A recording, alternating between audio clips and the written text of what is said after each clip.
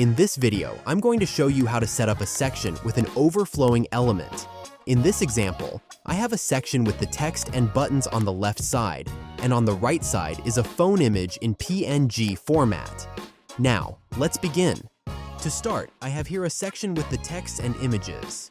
First, let's set up the layout for 2 columns. Add a new container element. Next, inside this container element, let's add 2 sibling containers. These containers will handle the text and the image.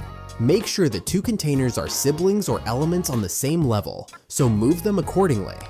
Select the parent element of these 2 containers and set the direction to a row horizontal.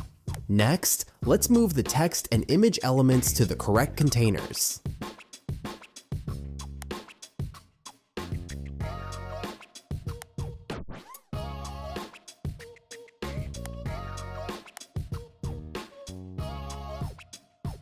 Now, to accomplish this technique, we just need to set the background image to a linear gradient background.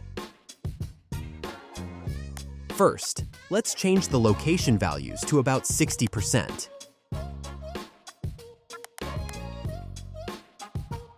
Then, change the second color to be the same color as the section beneath it.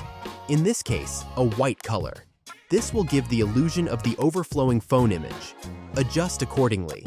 I think upping it up a bit more to 70% looks better. Thank you for watching.